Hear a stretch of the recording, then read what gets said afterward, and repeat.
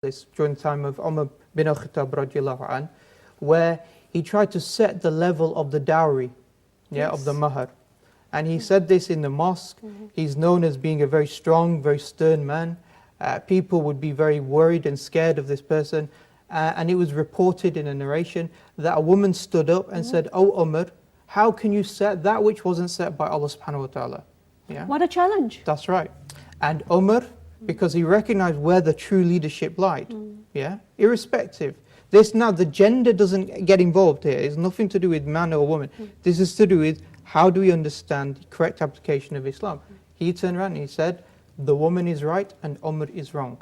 Yeah, and that's how he understood it.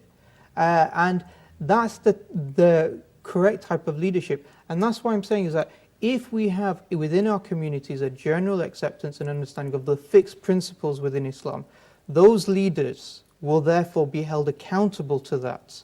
And they can be held accountable by men or by women within that society. And therefore it becomes irrespective in regards to the particular gender of that person. And Jim, if I may, sorry, just to emphasize what that shows, because Sharif's mentioned already that the Prophet ﷺ was surrounded by leaders.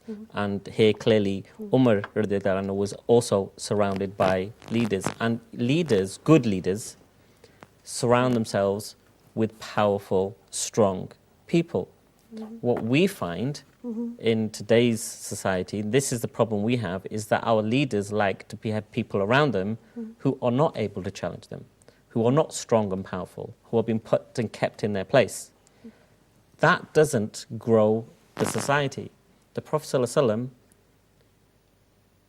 spread Islam from Medina to Mecca. On the scale of things, alhamdulillah, on the scale of things though, that's geographically not that far. No. Islam spread to China and Spain through the capacity that he created with strong, powerful people who came after him. Now that needs to be the philosophy of, we surround people with, you surround yourself, as a leader, with powerful people. And that can I just take this call, Sharif? Assalamu alaikum, Bilal. Wa alaikum salam. Assalamu alaikum, brother. What do you have to say? I just want to ask, as soon as the topic is about leaders today, the question to both the brothers is that Salahuddin Ayyubi, a well-known man in history, the question is that A, would you recognize him as a great leader? And secondly, if you both could give your individual reasons as to why he was a great leader. Okay. That's if you recognize him as a great leader, that is. Thank you, Brother Bilal. We will certainly pose the question. In terms of Salahuddin al-Ayyubi, he did a lot of things. What's interesting actually is that Salahuddin al-Ayyubi was initially a nephew of, he was in the army of his uncle. So he was actually the nephew. So he was actually a follower. And then when his uncle passed away, he was then made leader of his army, and that army was under the leadership of Nuruddin Zanki, who was a Seljuk Turk, who himself was under the leadership of the Abbasid Khalifa in Baghdad, in modern-day Iraq now. So although we say what a fantastic leadership this person was, he was always a person who accepted the authorities of the people above him in that. However, what was very interesting with what Salahuddin al-Ayyubi he did was that he had those fixed principles, as I mentioned earlier, and he had a very strong vision as to what he wanted to achieve. So he wanted to achieve the liberation of Jerusalem, of Bayt al-Maqdis, which obviously was under the time of the Crusades. And he had to undertake some difficult actions. So between, I think it was 1172 to 1186, his actions weren't against the Crusaders, it was actually against other Muslims. Because other Muslims he had seen had become corrupt, had become divided, and he had to work to unify them. And then once he unified them, then between, I think it was 1186 to 1187, that he was then able to liberate Jerusalem. So it was in a very short period of time. And what was, I don't mean to labor the point, but what was really interesting was that some of the scholars, especially when Richard Leinhardt came onto the scene after liberation, they were very worried about the massive numbers. I think there was 300,000 Crusaders that came with Richard Leinhardt. They're very worried. And they started to argue that actually it's better for us to maybe run away, yeah, or to withdraw because the forces are too big. But Salahuddin al-Ayyubi was able to look beyond that. So the second part of the question, we're coming very close to a break. So very quickly, I think Bilal was asking about, what about he had those qualities. That's right. Right, and the qualities, and there were some difficult times in Salahuddin Ayyubi's time. And I think maybe he was alluding to that. I'm not sure. No, that's right. And it's those fixed principles, that vision that he had, and that adherence to Islam. Well, we're going to come back. We're going to take a short break. The session today is about leaders and leadership. I think it's a very important topic. I think you need to get involved. Call us. Tell us what you think. Do we have leaders of that caliber? If not, why not? Where are we going to look for them? Where are we going to find them? Join me back within the next few seconds. Don't go away now. Assalamu alaikum.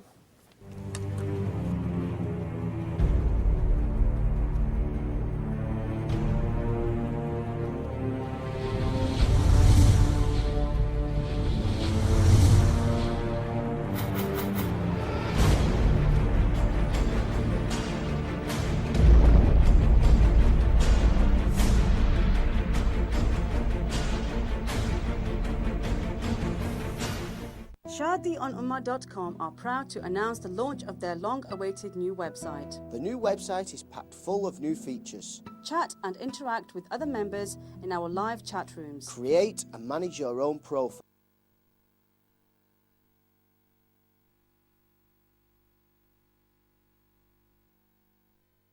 Per kg.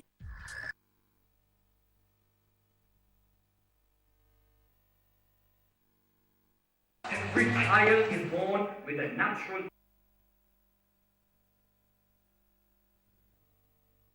हुई तशरीफ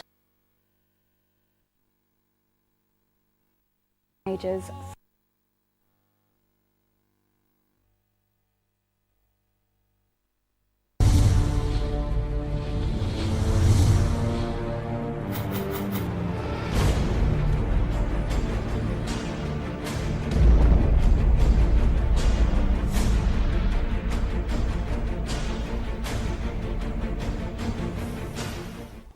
Assalamu alaikum and welcome back to Community Platform. Leaders in leadership, who and where are they? Where do we look for them? What are their qualities? Just before the break, Brother Bilal called asking with reference to Salahuddin Ayyubi, not only his qualities, but of course the question was raised about his ability as a leader. And was that, if I've got it right, was that what he did, what were his qualities? And I think that just to round off what you were saying earlier, Sharif, that he possessed that vision. That's right. Because obviously I think what many Muslims, credit him with, what they look up to him with, is the fact that he was able to liberate Palestine, or Jerusalem specifically. And we have to remember that it was under occupation for about 90 years. So very, very long time, even longer than currently Jerusalem's under, or Palestine's under occupation. So many Muslims, when they, credit Salahuddin al-Ayyubi, that's what they remember regards to him, as well as his chivalry. I need to come back to that question for you, Amir, to respond to, but I've got another caller from London. Let's just take call, then I would like you to come back, because I think from your perspective, you need to respond. Assalamu alaikum, brother. Wa alaikum assalam wa rahmatullah. Assalamu alaikum, brother. What is your question or statement? I've got a couple of comments to make, inshallah, if that's okay. Alhamdulillah. Firstly, in relation to a comment a brother made about Prophet ﷺ having powerful individuals around him, I slightly disagree. If we look at the Prophet's circle, mashallah, it had many people who were not powerful. Bilal radiallahu anhu wasn't powerful. You had like Salman al-Farsi who wasn't powerful. It would be better to say that the Prophet ﷺ had people of moral responsibility, moral uprightness around him, who would take up the challenge in whatever field they needed to. So Abu Hurairah wasn't a powerful individual, but he took the knowledge, he learned the statements of the Prophet ﷺ. So therefore, powerful, I think the brother needs to contextualize what he means by that, because it can come across in an incorrect way. Second comment is related to the question about leadership, where they are. First question arises, what are we looking, or what role are we trying to fill? Based upon the role, you look for the characteristics of the leader. So the brothers are talking about Salahuddin Ayyubi radiallahu anhu, or rahimahullah, sorry. Now, Salahuddin Ayyubi was a great tactician. Not only was he a great political leader, he was a great military leader, he was a great religious leader. He had many facets. So if you want someone to lead you in your local area for religious duties, they need to find religious characteristics. If you want a political leader, you need to have political characteristics. If you want a leader in terms of media, you need to have some media training. The Prophet ﷺ encapsulated all forms of leadership, and the best leaders encapsulate multiple forms of leadership. And unfortunately, we don't have people of that caliber at the moment, so we have to see what we're talking about. If you want a political reality or a political leadership, then you should have people who are politically aware with the underlying notion of moral responsibility in terms of Islam. So I think you have to look at a question in the sense that what are we looking for? For example, if I wanted to employ a managing director or if I wanted to employ a chairman, I would have a set of criterion based upon what I'm looking for, essential criterion, preferences and so on and so forth. So we have to be very practical rather than abstract. We can go to the books of history, we can go to the ulama, we can go to the great, umara and so on and so forth and look at the general things. But if we want practical solutions, concrete, specific solutions, we need to break down our issues. What are we looking for? And based upon that, then we seek those characteristics in people. That's my first point. And my last point is in relation to women folk in terms of political leadership. It'll be interesting if the brothers can maybe elaborate, because one brother said, can women be prime ministers? Now, can maybe these brothers can elaborate in terms of political theory, Islamic political theory, according to Imam Mawardi or Ghazali or Juwayni? Could women actually acquire the highest political positions?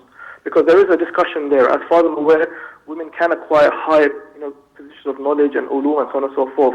But the highest position, political realms, I'm not really sure. I'll be very interested to find out with scholastic references and the classical theories.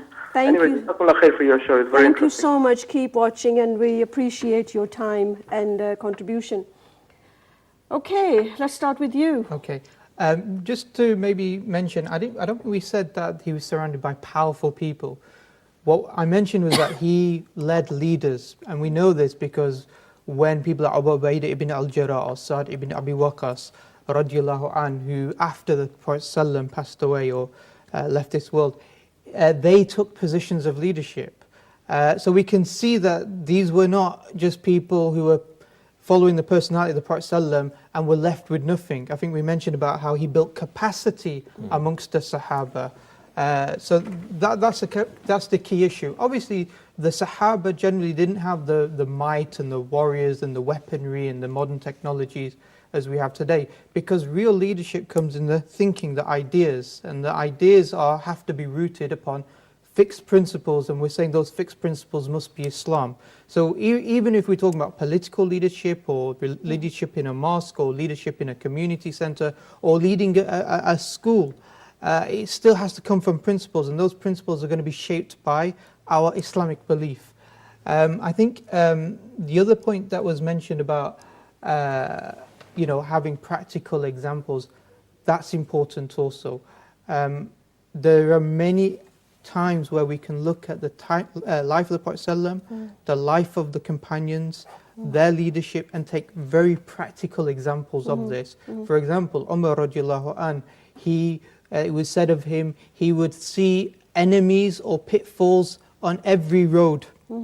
He was so concerned about these problems that he would always try to investigate as best as possible, so he understands the situation. So basically what you're saying is that, yes, and the brother who called from London, that unless you have those principles, you're not going to build, you're not going to be able to capacitate at all. That's right. That's right. Because this is where, correct me if I'm wrong, you could end up with corrupt leadership if you did not have those principles. That's and right. Are we not seeing that in certain parts of the world? Yeah, so you have to have principles to have just leadership, and those principles have to be shared by the community as well, because the community has to be able to account that leadership if the leadership diverts, which again we saw amongst the companions of the Prophet ﷺ during the time of Abu Bakr and Umar. Just one final point about the head of state and whether it can be a woman or not.